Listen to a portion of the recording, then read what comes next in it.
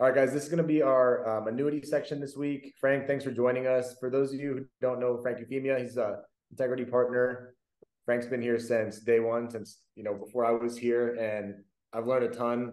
Early on from Frank on how to sell mortgage protection, annuities, and then now Frank's kind of been put in charge of the SRS annuity team, either officially or unofficially, but is kind of in charge of that and is going to kind of go through some stuff with us today on how to help us increase our annuity production. Frank, I was looking at numbers earlier, just so you know, Frank, and we're at 37 million for the year so far in total issued business, and we've only issued 8 million of annuity business this year so far.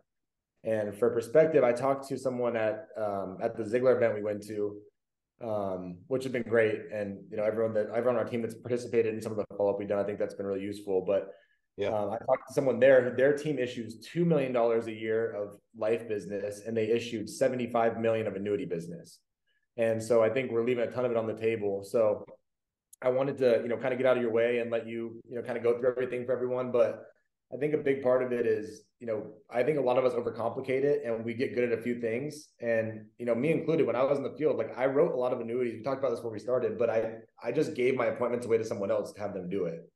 So, whatever you want to cover, I'm here to bounce stuff off you, but, I appreciate you taking this on and helping us simplify it and, making it so our agents can actually write these and not be scared of them. Yeah, Zach, thank you for having me. And yeah, that Ziegler event was awesome. I was pretty jacked that we were in the same group. We actually had for sure the best breakout leader for sure. But yeah, I mean, and it's funny with annuities. People either think they're too complicated or they just don't want to waste their time because they think it's going to take too long. And that's a common misconception. I could tell you, Zach, without annuity volume, I probably wouldn't be sitting here. And I was the same way as most of y'all. I was really good at selling mortgage protection. I was good at selling final expense, but mortgage protection was my bread and butter. I was in and out of an appointment 45 minutes flat, and it just didn't take much time. And so I'll never forget, I was in Aruba with Matt Smith actually at the last company we started at. And he's like, dude, you don't write any annuities. I was like, yeah, I know. I work in Baltimore City. Nobody has any money down there. He's like, you can keep telling yourself that, or you could just ask the question and stop being a dumbass. I was like, okay. So I literally started asking that following week, everybody I sat with. And the first annuity I wrote was my dad. The second annuity I wrote, I pull up to this house and they had a fence, and the fence had, a wooden fence. Some of them were off. It was all crooked. Some leaning in, leaning out. The grass was 4 foot tall. The steps walking up to the house were like just banged up. So I knock on the door. This lady answers with a mustache and 4 teeth in her whole mouth. I'm looking at the carpet. It's got holes in it. I'm like, Jesus, I didn't even want to be there. So I sit down with this guy and I'm like, all right, so filled out a form for mortgage protection. What do you have that acts like life insurance? He goes, I have a 401k. I said, okay, awesome. How much do you have in it? He said, 750. I said, $750. He said, no, 750,000. I about fell out of my chair. I said, wow, okay. So I went through the whole mortgage appointment, wrote him a policy. And at the end, I said, so let me explain to you. Let me ask you a question. If you could take advantage of the upside of the market, but eliminate the risk, would that be something you'd be interested in learning about? He goes, I'm actually retiring in 2 months, and I've been looking for something to do with my money. So I pulled up a theme, pulled up an illustration, showed it to him, wrote a $330 mortgage protection policy and a $750,000 annuity in an hour and a half. And I was like, holy hell. Like I probably wouldn't even have went into that appointment when I said it, I wrote something on there that made me say I should go here, but I wouldn't have went in. And after that, I said, you know what? I've been judging everything before I even ask. I judged a book by its cover, and that's a bad idea. So moving forward, I asked in every home, and I promise you, I ran, the whole 30 appointments a week where you're face to face and 60 presentations. Telesales is somewhat new. We ran 24 appointments back in the day. And out of 24 appointments, I probably sit with 15 in Baltimore because they're not good with time. And out of the 15, I would find 1 to 2 a week that had money. And I would write on average 1 annuity a week. And it seemed like, Zach, every time cash flow was tight, every time had an agent quit and rolled debt. It just seemed like an annuity would issue and bail me out. And so I'd encourage y'all to just start asking the question, because they are so not complicated. And trust me, in Baltimore, it's a blue collar town. They don't want some schmuck rolling in a 3-piece suit, talking to them in circles on how the market works. They want somebody that's just like them. I would run appointments. In the summer, I'd wear shorts and a polo, or shorts and a t-shirt and flip-flops because it's hot. And in the winter, I'd wear jeans and a sweatshirt. And that's how I were in every appointment: annuities, final expense, mortgage protection. And the clients liked it. And I learned how to explain it to people so they could understand it. And the fact of the matter is, it's literally as simple as, have you ever played blackjack, Zach? Yeah, too much, but Yeah, yes. too much. Imagine if you were sitting at a blackjack table and the dealer said, place your bets. Whatever you bet up to, $5 million a hand. They deal you blackjack, you get paid. The following hand, you bet again. The dealer deals himself blackjack, and he says, you keep your money. And then he deals again. And he wins again. He says, keep your money again. Then the next hand, you win. I'm going, what's going on? Well, when you win, you get paid. But when I win, you don't pay. That doesn't make any sense. That's how an annuity works. When the market's winning, you get paid. When the market's losing, you keep your money. And when you can explain it to people in a sense that is not very complicated, you either take advantage of the upside of the market or have no risk when it's down. People will move. But that's not really the issue, Zach. And when we started talking about this a couple of weeks ago, I was like, yo, like, you guys asking a question. You were like, yeah, we're asking. And then 30 seconds later, like, no, we're not asking a question. Because if you were asking, that number would be, if you issued 38 million, you should be at least around 78 million. It should be double, triple for every 100,000 in life volume I wrote. I was issuing roughly 250 to 300,000 in annuities. Yeah. So if the numbers add up, you should be more than double, more likely quadruple what you guys do in life volume. And to give you an idea, you roll $100,000 annuity, you're getting paid $5,500, or what's the lowest comp? 5%, $5,000, and then you go up from there. And the beautiful thing That's the about it average, is these, right? huh? I think 100 or 125,000 is the average annuity size, isn't it? The Am I average right? annuity size is right around 125,000. And that's, and right now what's crazy is people are so scared with the market and how everything's going in this country that they don't want to lose money. In fact, they believe they're going to lose money. And if you just throw them a life raft, they'll take it. And I think at the end of the day, it boils down to, do you guys really want to do this? And do you really want to serve your client to the fullest ability? Because if you're not asking that question, you're really not helping them. And if you're not asking that question, they're going to get called by another agent.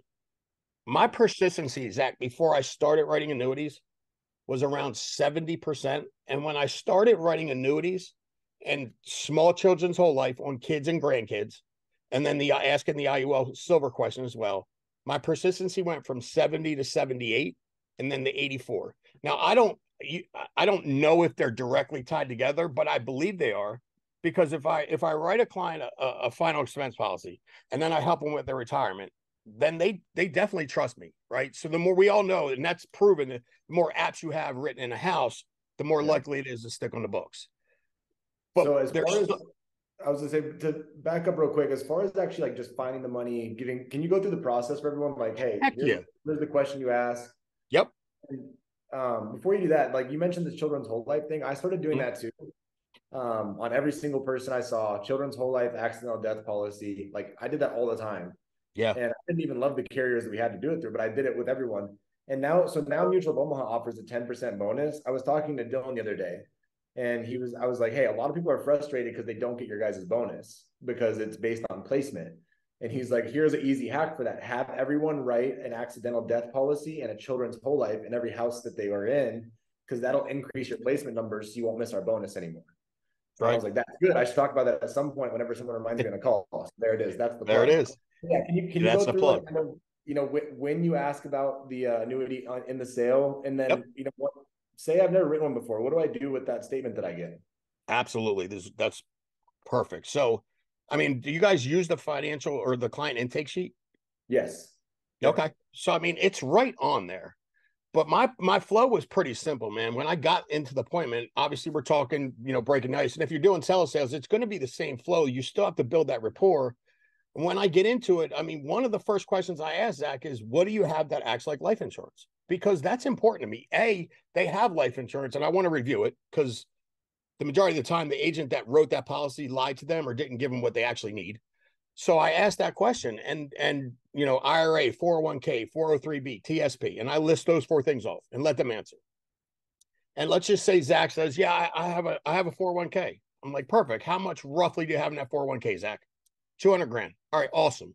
I move on, right? And here's a lot of agents get really excited, especially when they go, you know what, I'm going to start writing annuities. They ask a couple people and they find some money, and then Zach says, "Yeah, I have a 401k," and they're like, "All right, great." And then they go into their annuity pitch. I didn't just make a mental note, mark it down, and move on in your appointment. And then once you're done the entire appointment, unless, and again, we're not going to get into if they don't need coverage because 99% of the time they do. There are very few scenarios where they don't. But you get through the application, and when you're done, you go, "All right, Zach. So you mentioned you had a 401k. Let me ask you a question. If there was a plan I could show you that took advantage of the upside of the market, but eliminated all downside risk, would that be something you'd be interested in learning about?" That's the question. If I could show you a way to take advantage of the upside of the market, but eliminate all downside risk, would that be something you'd be interested in learning about? Now, about 90% of the people say yes. And I used to go, is that something you'd be interested in doing, buying, or having? And that's very pushy in a sense. If I go, are you interested in learning? It's very disarming. It's very, very candid and casual. And so I think more people are open to say, sure, why not? I'm just learning about it, right? And Zach says, yes. I said, okay, great. Let me get a little bit more information from you. So you can literally go to the SRS page, ask a specialist, and fill out the form right there. And they'll tell you exactly what you need to ask them, qualified, non-qualified, how much they have, what are they looking to accomplish with the money. You just fill out that sheet and hit send, and somebody from the SRS team will get back to you with an illustration, the product to write, the application, and a list of bullet points. So if they were suggesting the PE15, they would say, okay, here are the bullet points of the PE15. It gives you a 14% bonus. Uncapped strategies, no fees, whatever the bullet points are, and that's how you would pitch it. So you go to SRS, the SRS.com button or FFL SRS, and then you go ask a specialist. Now there are two options on that, or actually there's three options now, Zach. You can do, the first option is you don't want really any help other than you want the illustration, the app, and the bullet points, which is fine. The second option is you have an idea of how to do annuities, but you're not 100% confident, and you want somebody on standby while you're in that appointment and while you're getting it processed. And you could do a 90-10 split with an SRS specialist, an agent that's really good at selling annuities. You keep 90, they get 10. Or if you go, you know what? I don't know anything. I just want to watch you do it. You'll have an SRS agent do the entire app for you. They'll walk it through processing, suitability, the fund transfer, all that stuff from start to finish, and you can watch and learn, and it's a 50-50 split. And to me, I mean, you guys have done this with IUL stuff, right? Yeah, I would say 50-50 is cheap. Like I would, if I could go back, I would just watch it for free to see a couple live ones, but 50-50 is awesome. So 100%. And there are a lot, like most major annuity players do something along this lines, but it's yeah, more like a 70-30 split where the yeah, writing agents keeping 70. And I just, that's not really necessary because I think it's priceless, first of all, for an agent to sit and watch. Say I was pitching you an annuities, actually, to sit and watch me pitch it, the tone, what I say, how I handle your objections, how we maneuver through the application, how I ask you for the account information. All that stuff is super helpful. And it shouldn't take, honestly, one or two times. If you were going to do it that way, one or two times, you'd be good to go. I mean, that's really all it takes. And then even after that, if you say, you know what, I'm not 100% comfortable, just give me the 10% option. I know I'll have Frank on standby while I'm in the appointment and moving forward with it. I mean, why wouldn't you? Because literally, you issue $1 million in annuities in a year, it's an extra 60, 70, 80 grand in your pocket. yeah. I mean, and that's cash flow, 80 grand cash. And here's the cool thing about it. it's already on leads that you've purchased. It's extra free money. So we just have to really get fanatical about asking that question. And if you do it, I promise you'll find it. Here's the last option I think we're going to toss out. And I'm saying this on this call because I'm going to push it till they say, okay, we're going to do like a referral deal where, who's your top life producer, Zach, the one that writes the most final expense mortgage protection? So I know number one overall for life right now is Juan Franco, but that's a lot of IULs. I Yep. think number one might be Mahmood. I think you Okay. talked about it. I think he's number one if you took final expense. Okay. So let's say Mahmood's like, I'm good. I like my final expense lane. I can do it in 30 minutes. Telesales, I don't want to deal with it. We go, okay, Mahmood, here's the deal. Can you at least ask the question? And if they have money at the end of your appointment, can you go, hey, we're going to have one of our retirement specialists reach out to you and go over what some options are to protect that 401k you have? If you do that, Mahmood, and send us the information, if an SRS agent writes it, they'll just give you 10% of the deal. Like it's a Yeah. referral fee. You know what I mean? So that's coming. So stay tuned for that. But guys, I mean, writing annuities again, it's not that complicated. You can literally do it via telesale. You can do a Zoom. You can do face to face. But we're doing them day in and day out over the phone, and people are just as comfortable doing it over the phone as they are in the home. It just might take a couple more phone calls.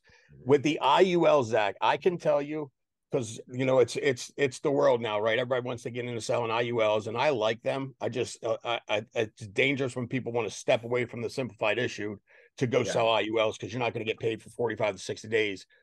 But we started getting some leads, and I got 4 of them on my calendar. 3 of the 4 I spoke to have annuity money. 2 of the 3 that had annuity money are moving forward with an annuity. So I'm going like, I spoke to 4, 3 had it, 2 I'm going to write an annuity on. Like y'all that are writing these, Juan Franco and that group, like guys, you guys should be slaying the annuity side. And if you're not, it's really just because you're not digging. But instead of making 10, 15, 20 grand on an overall commission, why not double or triple that by adding an annuity to the mix? And you're taking care of your client. Like they will love you. In 2018, Jack, I have statements from clients that earn 21.5% in a year. Like that blew my mind because we've seen the illustrations like, oh, they could do this and there's no caps. But until you actually see it in black and white, I'm going like, yeah, that's probably never going to happen. No, it happens. So right now the market's crap, but in a couple of years we get some stuff fixed in this country and the market goes back up. Man, they're taking advantage of all that upside and they're not losing the trajectory of an index universal in an index annuity as opposed to an IRA with market risk. Dude, it's not even close when you have uncapped strategies. So that's pretty much all I got. I was in S&P 500 outperforms like 95% of financial advisors, right? Ain't it So right? like no matter what people say, like if you Google that, I don't know exactly. I think it's high though. I think it might be Yeah. 90-95%. It outperforms just because it's consistently going up, right? And the Yep. annuity doesn't lose, it goes up, and indexes in, whichever index account you decide to put it in. The other thing I wanted to mention that you brought up, Frank, you're like, this kept me in business a few times. Me too, right? And I did the split option just because I was, I was running so many appointments, but Yeah. people split me in and it kept me in business. But for people that are on here that are new, like the first year in this business, we talked about it a lot, but the first year in this business, it's normal to go like, I'm up and down all over the place. Adding something like this where you just ask the question all the time, will help you stay in business. And then once you get good enough, you'll make way more money than the effort you're putting in. But in any business starting out, it doesn't matter what you're doing. It doesn't matter if you opened, a doctor's office, a pizza place or an insurance agency. Like business is hard in the beginning, and so the little things you can do like this that can add a 6-figure income stream to your income, that might save you in business and give you enough time to get really good to where you can be in the top 1% of our business, which is, the multiple 7, 8, and 9-figure guys. So I just, I think I forget to talk about it sometimes, Frank, and I'm glad you brought it up because a lot of people love to talk about how good it is now. It's like, dude, it was really rough in the beginning for me, for you, for a Yeah. lot of us. But things like this helped us figure it out and stay on, where other people have just stayed in their lane and didn't ever try to learn or get better, and they were out of business. And they may have been better salespeople than you or I, but we're like, hey, let's learn this one extra thing that might help us stay in business. Yep. I And got it's a habit. yeah. You know what I mean? That's all it is. Get in the habit of asking that question on every single appointment. I promise you, they will present themselves. No doubt, dude. Well, hey, I appreciate it. Thank you for jumping on. We'll definitely have you back on, and looking forward to growing this thing with you, man.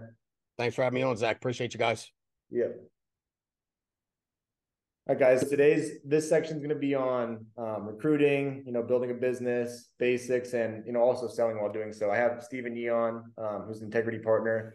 Stephen and I got to know each other really well when I lived in Las Vegas for a little while, like one of the 30 places I've lived since I started doing this business. But it was great because I got to learn a ton from Stephen, from things I didn't know anything about, as far as like how to market yourself, how to build a business, a lot of things you would learn. And from an MLM background, Stephen helped me a lot with. And there was a lot of things that really transformed our agency in a lot of different ways. Like, Steve, one thing we do now, and I don't think you directly taught me this, but it was from one thing, like basically a concept you taught me. Like I had all of my staff and agents write out all the frequently asked questions we get week to week in interviews.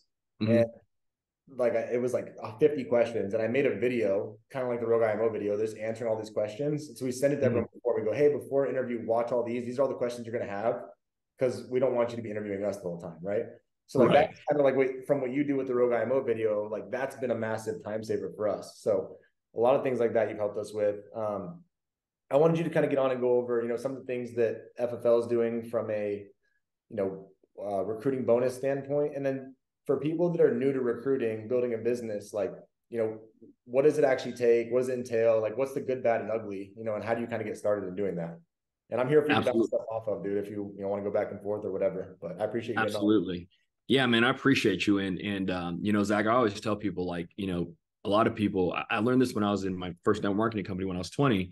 They said, you're never, as a manager, as a leader, you're never a prophet in your own backyard, because your team just knows who you are all the time, right? They go, yeah, that's just Zach Trudowski. What do you mean? But what most of the agents on here need to know is like, no. Like, that is the guy that has the highest issue paper writer in the entire company. He is also a multi-time Hall of Famer, creates more Hall of Fame producers than anybody. He's built a massive big business, integrity partner, a few other guys in the works too. And I say that because sometimes we take our leadership for granted. And you guys definitely shouldn't, because if I had a choice, like literally, if I had a choice to like start my entire career all over again, I'd be on your guys' team. Just flat out. So, Zach, I appreciate you, because literally I've shared this many times. I wouldn't have an integrity deal if it wasn't for you, because you've taught me a lot about this business and structure and stuff too. But in terms of recruiting, guys, like what I wanted to kind of talk about too is this, like we're working with corporate, Zach and I and some of the other guys, in terms of, we have a very, very nice producer bonus. Matter of fact, we have this producer cruise that's coming out that's going to be super awesome, right? That is going to reward those guys that sell at a high level. But the other thing too that you learn in network marketing and in major corporation is recruiting is always the lifeline of the business. And if you don't believe me, like I want you to understand this, like take a step back, right? Most people hear the word recruiting, they go, negative, don't like it, don't want it. Mm-hmm. But if you look at it, like we have the United States, in my opinion, we have the best military in the world. Our Navy, Marines, Army, Coast Guard, Air Force, whatever, right? Like we have the best military. Well, you know what they do every day, Zach, in high school? They go to the high schools and they recruit. Mm-hmm. And then they have recruiting offices set up, literally branches all over the country. Why? Because they recruit on a daily basis, although they are the best. You look at collegiate sports, football, basketball, Zach, you're a Division I athlete. Every single year, they have to recruit new talent. You look at McDonald's, they're always hiring. There's no surprise that they're the number one franchise in the world, right? So like, what's the difference between the best Army, the best collegiate sports, the best corporations in America, and us? Nothing. We have to embrace recruiting if we want to have the best business, which we do have, right? And so a lot of people go like, well, I don't know what to say. I haven't really made any money yet. I don't know how to really share this opportunity. And they get really weird about it the moment they have to, like, money's involved. But here's the thing though, Zach, like Zach, if you watch a good movie and you go, hey, Easton, you should check out, Sounds of Freedom, right? That's recruiting. Mm-hmm. You just shared an opportunity to go watch the movie. Now, if Easton watched a movie and goes, dude, that movie is great, you're like, awesome, whatever. If you go, hey, that movie sucked, you're like, I didn't think so. Like, whoop-de-doo, right? You go, hey, that's a really good restaurant. Hey, you should go to, so-and-so restaurant in Vegas on the Strip. That place is great. It's awesome. I go there. I like it. You're like, awesome, whatever. You go there. I go there. I don't like it. You're like, whatever. I don't own the place, right?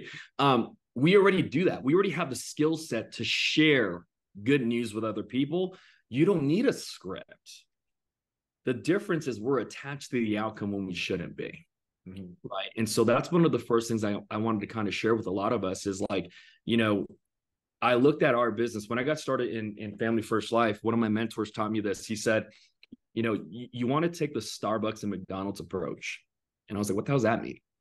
He said, well, you ever notice like Starbucks and McDonald's, like you drive away from one Starbucks and McDonald's and you get closer to another? Mm-hmm. I'm like, yeah. He's like, they're everywhere. He goes, their distribution model is something called POD, points of distributions. They're everywhere. Now, the mom and pop hamburger shop or the mom and pop coffee shop might taste better, might be better for you health-wise, but they're less profitable compared to those two franchises. And he was like, so if you're in business, you need to be at distribution points everywhere. And I was like, got it. So he was like, don't just recruit in your backyard, your entire playground's the United States. He was like, matter of fact, wouldn't it be cool to make money in a place that you've never been? I was like, yeah. He goes, you ever been in Kansas? I was like, don't want to. No. He goes, yeah, but it'd be kind of nice to get a check from there though. Right. And so I picked that up from him, Zach. And I was like, let's pick and choose places that we wanted to be in and build a business there. So, for me, guys, I built and recruited a team because I didn't want to be selfish. And what I mean by that, Zach, is like a lot of us, we have friends and family that, they don't wear their problems on their sleeves. They don't broadcast bad news about their lives on social media for everybody to find out. But every single night, these guys go to night praying for something, praying to get away from their current financial situation, to get ahead of it. The credit card bills, the loans, all this stuff is wearing and it's so stressful on them. And they're praying for an opportunity. Yet we hold the keys to that financial freedom, but we want to play God and go, yes for you, no for you, yes for you, no for you, and pick and choose where we want to share that opportunity with. And I think that's selfish. And so like for me, I learned early on is like, let's just, I'm not trying to make them believe in Jesus. I just want to share the good news and let them find out if he's real or not. Right. And so that's what we do here when it comes to recruiting. Yeah, dude. And with recruiting, it's, you mentioned like you want to share with everyone, but it doesn't mean you have to work with everyone. Right. Yep.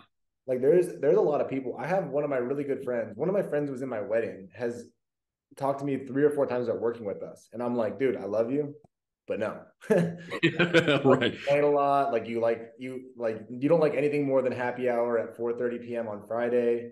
You like to golf a couple times a week. Like this is not going to be a good fit for you. You like to go on vacation like 6, 7, 8, 10 times a year, and you're happy making what you make, 50 grand. Like you're happy. Like, dude, you're going and I'm so messed up, it's gonna ruin our relationship because I'm gonna see how talented you could be. So it's okay to say no to people too, right?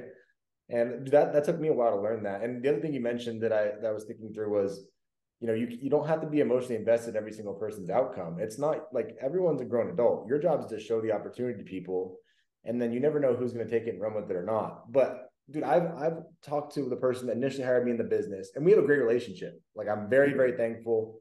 Dude, we probably talk once a year, like at convention once a year. I'm glad she brought me on, but dude, it wasn't her job to make me do what I did or didn't do. Yep. But I'm really thankful she brought me on, right? I'm really thankful she posted that ZipRecruiter ad that I happened to fill out one day. And so I think to your point, sharing it with everyone is super important. Now, what are some things you do to make it, palatable or to make it easy to where you're not, spending 45 minutes or an hour on the phone with every single person, like pitching them and explaining our business? Because I think what everyone does when they're new to recruiting, if they've never recruited anyone before, and this is maybe not everyone, what I did as a new person recruiting was I'd get on the phone with you and I'd go, Steven, I found this thing. It's the best business in the entire world. It's sunshine and rainbows. Everyone's multimillionaire. Like it's awesome, and there's no bad days, only good days. Cause I would be excited because I was in the field and I wrote 2 apps and I was like, man, I'm going to get paid tomorrow. This is great. But that's not the reality. There's good days, there's bad days, and it's a simple business, low barrier of entry, but it's a lot of hard work, right?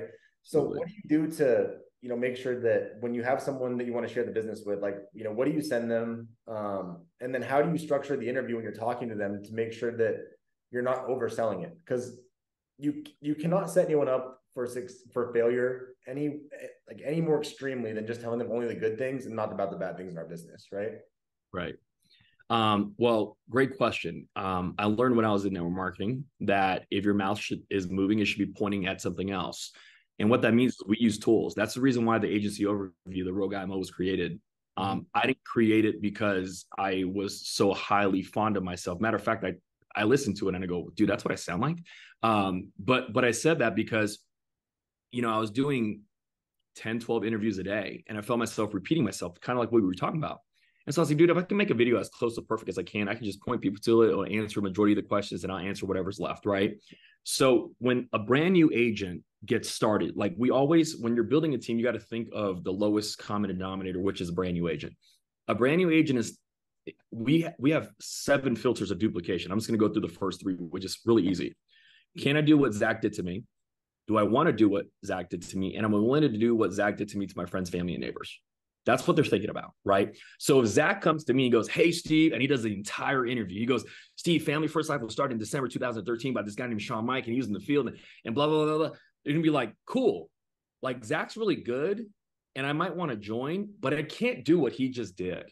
Nor do I have time to do it, and nor do I want to do that to my friends, family, and neighbors. But if Zach goes, hey, Steve, I just got started in this business. Here's like a 17-minute video or a 5-minute video of Sean Mike going over what this company is. Let me know what you think. And you shoot them a video. Here's the nice part. Now they get to make an educated decision, not based on Zach, but they get to make an educated decision based on the information they receive from the video that they watch, which is way better than, because what happens is like some of us grew up in our hometowns. Like, they don't see me as Stephen Yu, the business owner. They see me as Stephen Yu, the guy that was a class clown in school, messed around a lot, right? So they don't have that respect. But if they judge the business opportunity for itself, they might go, hey, Steve's nuts. But if what this guy on the video said is somewhat real, I'm in, right? And so we want people to judge the video for or the opportunity, I should say, for themselves. And so right now we're working on something like that with Integrity, where Sean just created a video that explains Family First Life compliantly. And so like for me, I'm sharing that opportunity with them, kind of like the movie, kind of like a good haircut, a good barber, a good restaurant, whatever it is. I'm just going, hey man, this is what check this out. Let me know what you think. If you like it, great. If you don't like it, great. I really don't care. If you don't like it, I won't bring it up ever again. Right. And so that's what I'm doing. Now, after they watch and then they go, I'm in, or I have questions or whatever it may be, this is where the fun begins. And I'll start by saying this. What I'm going to do, or what I'm going to share with you right now, some of y'all might be taken back by it. And it's okay, because I was too when I got started. But what I've realized was, if I didn't set proper expectations, people would quit and then would blame it on me. Whatever. That was fine. But like roll-up debt, I didn't want to deal with that either. And so if I can prevent that, I'm in. One of the statistics I can give you, because I did ask, out of the Family First Life Integrity partners, I have the least amount of potential debt compared to any other partner. I take pride in that because of what I'm going to share with you, right? So Zach, this is what I say to people. So like, let's say, you're a buddy of mine from college. I share the opportunity with you. You say, hey man, I'm in, I have some questions, whatever it may be. I go, hey Zach, this is what's going to happen. All right. You're going to buy some leads. You're going to call some people and they're going to tell you to F off or go to hell. How are you going to respond to that? And he's gonna be like, dude, that's gonna suck. I don't know if I can do that. Hey, Zach, this ain't for you then. Because guess what? When we do dial days, we do that every day. We get that every day, right? And then I'm gonna be like, and then Zach, what happens is like some of the people that answer, they're gonna set an appointment with you. So whether you're doing face-to-face or virtual, it doesn't matter. I'm like, they're gonna answer, right, and set an appointment with you. And then you're gonna drive to their house or call them on the phone, and they're not gonna be there. That's gonna piss you off. How are you gonna respond to that? And they're going to say, oh man, that really sucks. Like, I don't know if I want to do that. Or if they go, whatever, it doesn't bother me. Right. Because we get no-showed every week. If you're a producer, we get no-showed. It's part of our business. And then I go, hey man, then the people that let you in the home or they answer the phone, they're going to let you sell an insurance policy to them.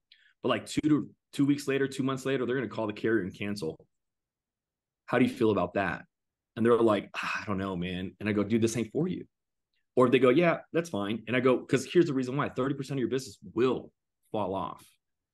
But if you're okay with these 3 things, you can make 20, 30, 40, 50, whatever, they want to make, whatever the goal that they set themselves for. Right. So I break that down really, really early, because the last thing I want, Zach, is for someone to buy leads and they go, Steve, I'm getting cussed out. I'm like, yeah, dude, I told you you were. I'm not trying to pull one on you. I told you when I spoke to you that someone's gonna say, I didn't fill that form out. I already got it taken care of. I'm not interested. Yeah, I already told you that. Like, keep going. Right. I don't want to be able to have that new agent come to me and be like, dude, some guy said this. And I'm like, they did? You know what I mean? Like, I don't want that. I want to be as transparent as possible from the very beginning. And so when you do it that way, what I feel is you recruit less people, but you recruit more quality people because now they know what they're getting into, right? Trey always says, I want the people to know the good, bad, and the ugly and still want to do it. Yeah. And I think that's what we've done in the last few months in our group that's been helping tremendously because the people we bring on, they write. It's because we're not just trying to throw them against the wall and see if they stick anymore. You know, we're trying to get some people to actually stay here and want to be here. So those are some of the filter questions that I ask, very direct and upfront, and just to make sure that they know. You know, one of the other things that I ask Zach, I go, hey man, what do you currently do for it? Oh, I'm a medical assistant. I don't know. Right. Cool. What do you work? How many hours do you a week do you work? 40. Okay. What do you make a month? 4,000. Awesome. What are you trying to make here? 20 grand. Okay. How many hours do you have a week to put into this business to allow you to make 20 grand a month? 15. Hey, bro, I'm really good at math because I'm Asian, but like you work 40 hours to make 4 grand. You want to spend 15 hours to make 20. Like the math don't make sense, dude. And then I have to bring them back down to earth on that. And I'm like, would you agree with me? You have to work at least 40, 50 hours to make 20 grand if you only made 4 with working the same hours. Right. And so like I like setting really, really, really big expectations with agents right off the bat so that they don't come in here, think they can work 2 hours and then next Tuesday they're a millionaire. Right. Like that's not gonna work. Well, dude, that's the thing that's always brought me back to reality, right? Is like it's easy to get jaded a little bit in this business. We're like, oh, I work this much, I make this much, and then like to forget what it's like in the real world. But like I still am seeing it, like as it is with Deborah's finishing up residency right now. Like, dude, we this training's evolved. Like they're talking about this has evolved, over the years as she's gone through school. But she did the 4 years of undergrad, right? Then she did 2 years of actual medical school, 2 years of rotations. No money in that. Like actually exactly negative $200,000. I know because I paid it, right? It was negative money there. We paid it. We're a fan, she's amazing. But like, we paid that money. Rotations is watching people for 2 years, like shadowing people for 2 years, making no money. Now she's a doctor, but she's a resident and makes like 65 grand a year, right? No way. 3 more years. And then she gets to be a doctor and will make 350, 400, 500. And she's not doing it for the money only. Right. But it's, I would, people watching this, like, if you can, most people that do insurance, the reason that there's some people like Steven or I that have done pretty well, I think, relatively compared to the rest of the industry, is because most people are pretty lazy and like set pretty low standards in the industry. But if you can treat it like Steven's mom was an amazing role model. She's a business person, right? My dad was a doctor, worked hard, and so I think we got to see like what it really takes in the real world to make money and didn't lose that. And you treated it the way your mom, treated her business. I treated this like I was going to medical school.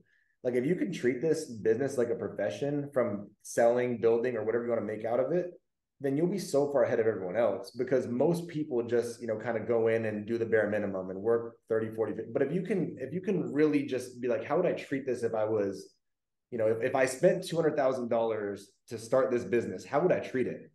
Right. Like, it would be so different. And all the things you're saying, like if I spent $200,000 to start my agency, and some guy was like, oh yeah, man, I may work a little bit part-time in between, driving Uber Eats. And like, I don't know if I want to get told no. And I'm like, oh yeah, like you should work. I would be like, dude, I don't have time for this. Let's move on to the next person. And so I think if everyone can just remember, like if you treat it like a professional, you get paid like one. But if you treat it like it's driving Uber Eats, you're going to get paid like it's driving Uber Eats and you're going to quit in a couple months, See, that's the double-edged sword. The double-edged sword is the barrier to entry is so low because it's what? A license, fingerprints, and insurance. Like, get out of here. Right? Class. Yeah, exactly. Yeah. But think about this. Like, so my mom, you're talking about that story. My mom, when she met my stepdad in 2002, they created their own shoe store. Retail shoe store. It was 300 grand. They didn't have no 300 grand. We lived in an apartment, 1-bedroom apartment, all of us. And so she borrowed it from her friends and family, bank, lines of credit cards, anything she could to get this business off the ground, right? Dude, she worked 14, 16 hours a day. Mm-hmm. And you know what's crazy? As her son, that was like normal. Yeah. Because she put all this money in. Why wouldn't she work? Because she lost all that. That would suck. A year later, we bought our first home. We moved into another zip code, went to a nicer school. And then she went from one store to 3 stores. And then eventually went into wholesaling, right? But like I had a chance to watch that. And so like working was like normal. Yeah. You know, like that's why like when I talk to agents all the time, I'm like, dude, like I guess we get this from Sean. He's like, you work 40 hours a week. Congratulations, you and everybody else in the world. Yeah. And that's why they make 40,000 a year. I don't want to make 40,000 a year. I want to make 40,000 a month, 40,000 every 2 weeks, 40,000 a week. Yeah. Right. And so like I can't make that doing the same thing everybody else does. And that's why like I made a post yesterday. I was like, dude, I'm not competing against you or the next person, whatever. I'm competing against poverty. Yeah. I've been broke and I've been rich, and I choose to be rich with problems than broke with problems all day, every single day of the week.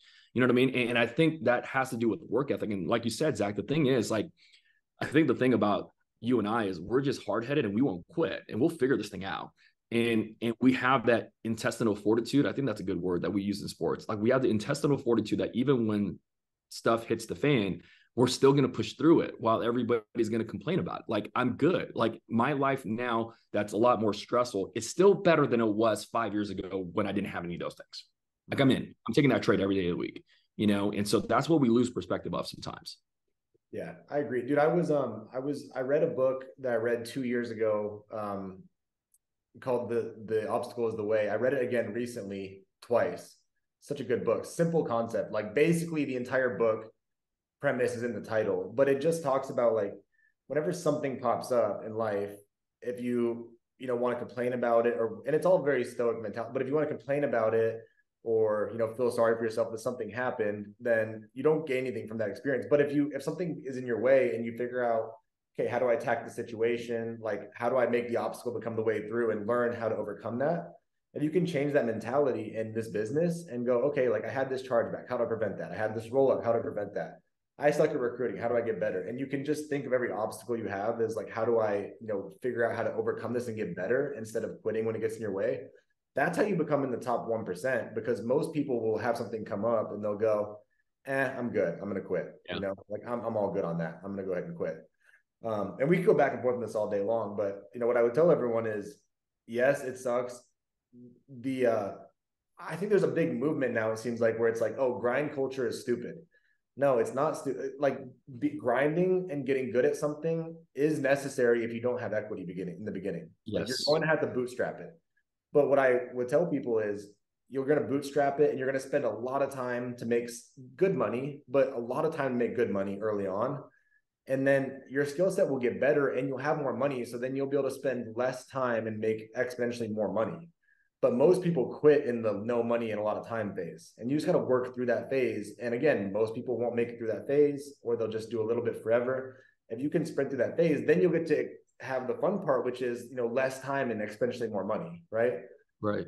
So I didn't plan on going all this with you, but I appreciate it. While we're on, dude, because we're already over where I budgeted for, but we could probably talk for 5 hours and I think it would be helpful.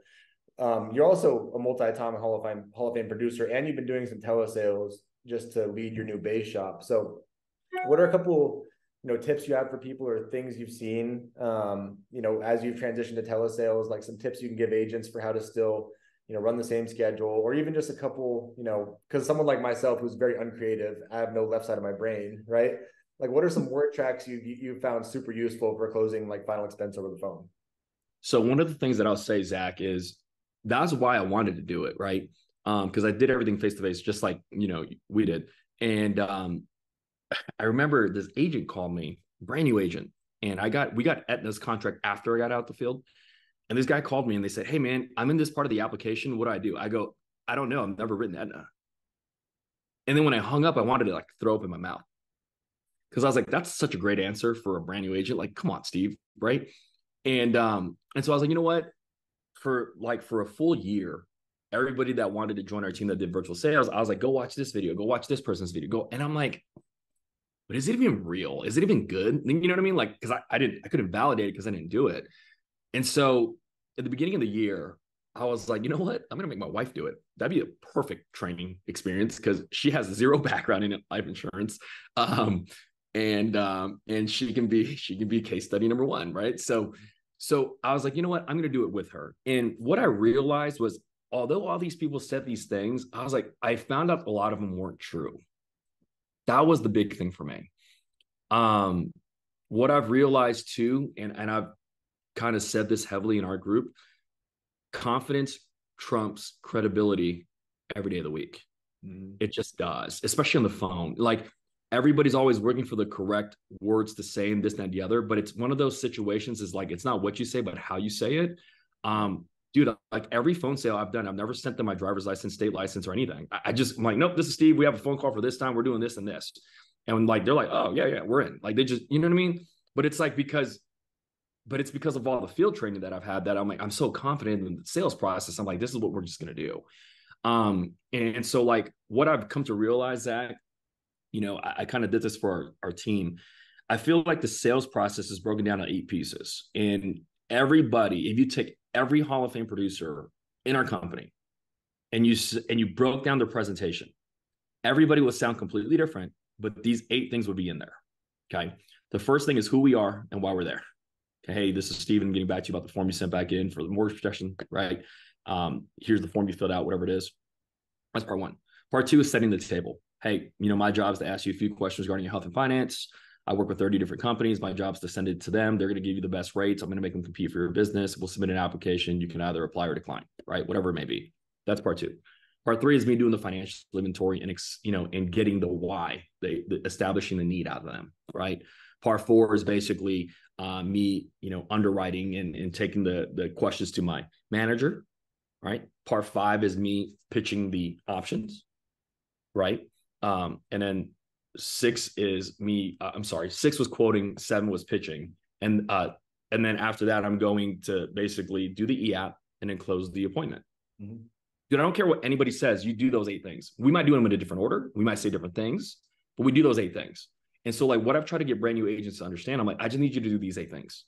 I don't care how you do them, what you say in them, right? Preferably, I want you to say nothing illegal, but like say these, like do these 8 things and you'll be okay. And that's what we've been teaching, man. It's, we've been doing a lot of release presentations, Zach, and it's been really helpful because now we can actually see how good or bad someone really is before they go in our field. But that's what we've been doing. Some people love one call closes. Some people love running a traditional schedule. My answer is it's not based on what you want to do. It's based on the client because it's their decision.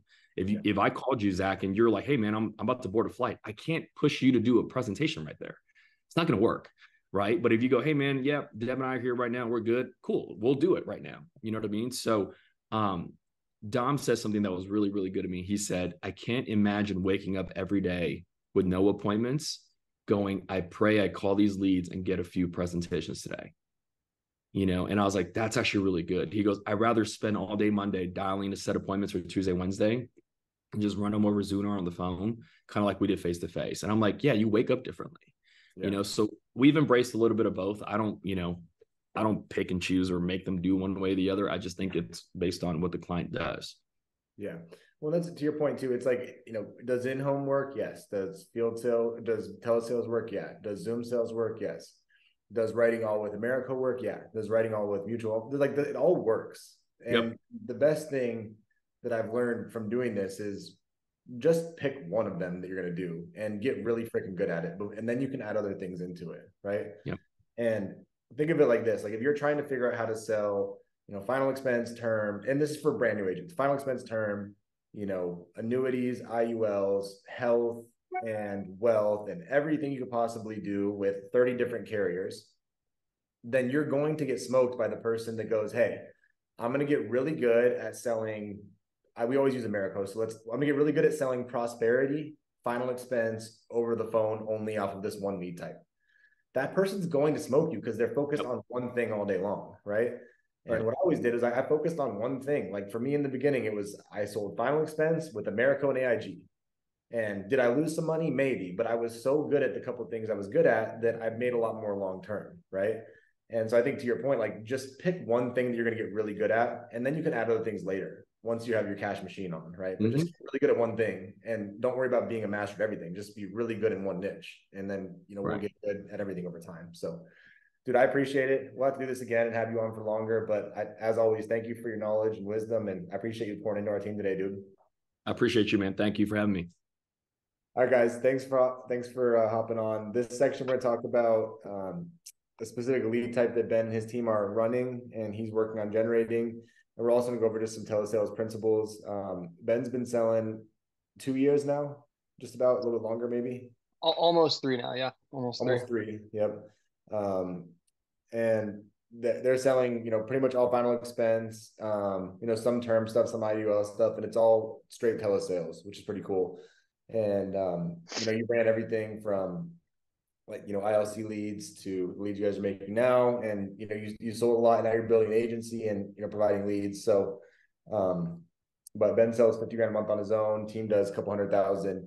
And so I wanted you, if you can, kind of cover for agents that might be interested in working with leads you guys are doing, what you're producing, like what demographic you're targeting, what the leads are.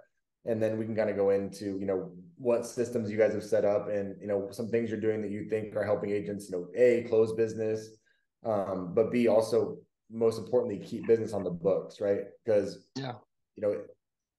selling is important, but it's about what you keep, right? So net income super important, and persistency super important. So yeah, dude, if you want to start with kind of the leads you guys are making, what you're targeting and what they are, then we can dive into kind of what the sales process for you and your guys looks like. Yeah.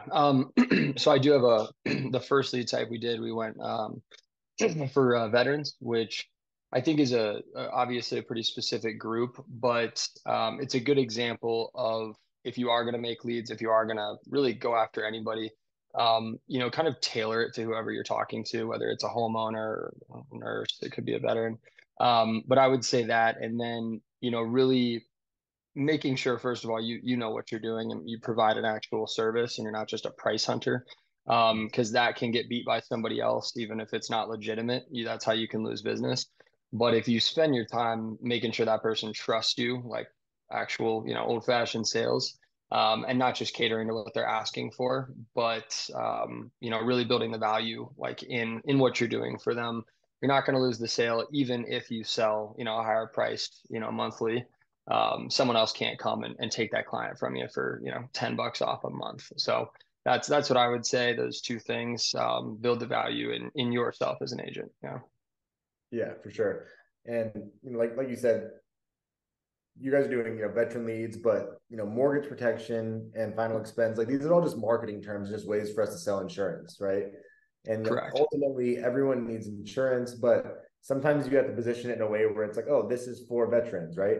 Like I would probably be more likely, to click on an ad if it was like, hey, this is insurance for new dads. I'd be like, oh, what the heck's that? Like, let me click on that, right? Or like, Ben would be like, I'm gonna click on this ad for people with really great mustaches or whatever. Right. But people that bike every morning. yeah, right. It's like, but so it's getting good at marketing and specifying to exactly what you're doing. So, but you guys have gotten really good at making super high quality leads agents are really happy with. What does the process look like? If we go in your leads in, like, how do you take it? And what's unique about what you're doing is you can actually train on how to sell it, right? Like you mentioned, a lot of lead vendors are just want to make as much profit as possible and don't care if the agents actually make money. Well, all of your agents use your leads, so you do care if the leads are good or not, right? So take everyone through, and a lot of the things Ben will say are principles you could use for any lead type, but you get a lead in, take everyone from like how what the first initial phone call looks like, what you mentioned as far as veterans go, down to how you close them and how that process all works together.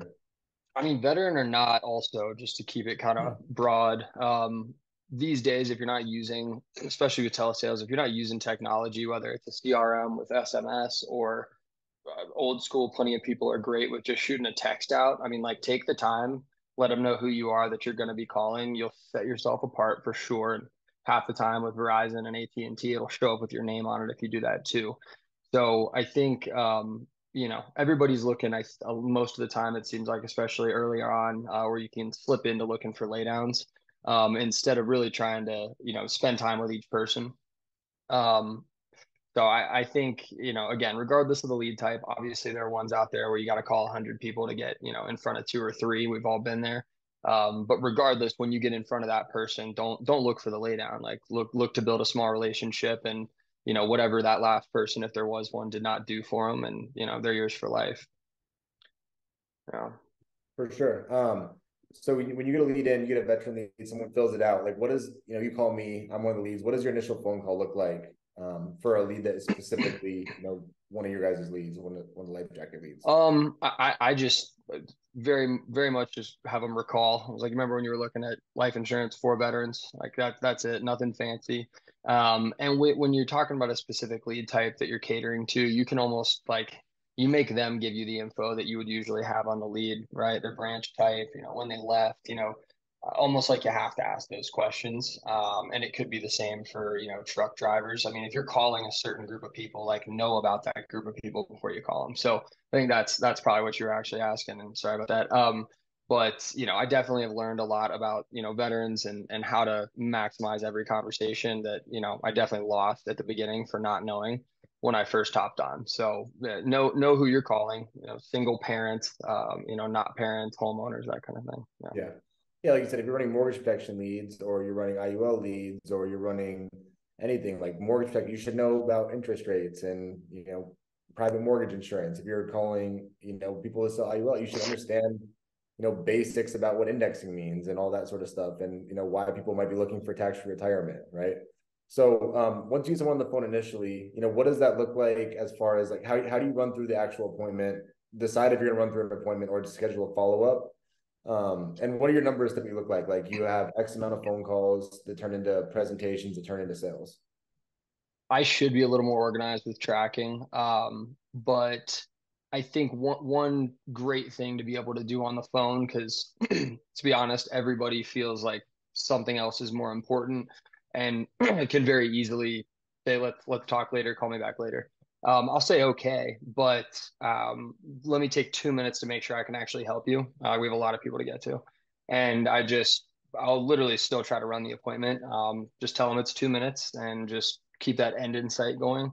But gather all their information, make myself seem valuable as much as possible, be memorable. And then even if they do have to get off the phone, you definitely did better than, some other person that just tried to quickly call and close them. So if you cannot keep it going, but I would say you can really muscle people through with that, like what they call end in sight, just another like 2 minutes, we're almost done. And also saying that the application is a part of the pre-appointment. Um, you know what I mean? You get them approved right there. It's like, oh, we actually don't have to have that second appointment we talked about. We already got you approved. But regardless, you can sneak on an application in, 3 or 4 minutes. But also making them kind of work for it. You don't want to make it seem like you're doing everything you can for them, which seems backwards. But if you're really good at what you do, then everybody's probably trying to work with you. So your time's valuable. And they'll be lucky, if they can get whatever product you're trying to get them, an IUL, right? These are very hard to get, very beneficial, no brainer if you can get approved for it. But we definitely have to see if you can get approved for it first. It takes like 3 minutes though. What are the couple of questions you ask when you're talking to people to identify what their actual need is? And like identify which product, right? So like figuring out, debt, spouse, like what are a couple of the probing questions you ask?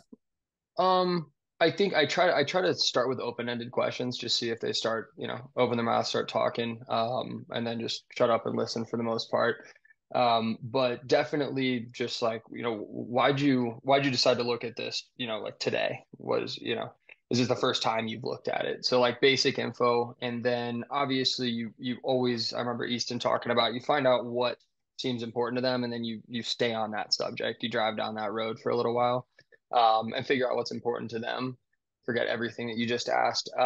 But the other thing I noticed is people want the easy sale. It's easy to sell a huge term policy for a young person that's healthy, but somebody that comes on and says, I want 500,000 or I want 1 million, that has, previous cancer and they're like 60. A lot of people, the appointment's done in their head at that point.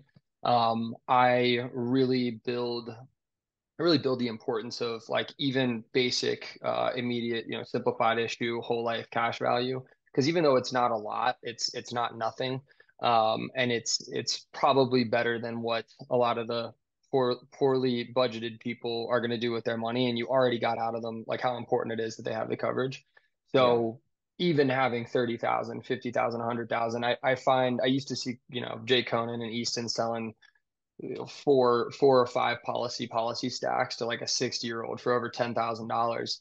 And it's like they obviously made it that important to them, that they were willing to part with $1,000, and they weren't getting a different lead or anything like that. But they're some of the only people that actually sell those. And when you build value in it like that, first of all, the money's quick, it's real, but they're pretty satisfied with like that layer of protection instead of just trying to walk out with the easy, like, oh, we can get you like 15,000 for $60, because that one's going to get price hunted, but the other one you built a relationship with. Yeah, you're right. The deeper that you go, and the more you tie the death benefit to, this is to cover your burial, to pay for, 6 months of your mortgage, and to leave $10,000 for your grandkids each for school.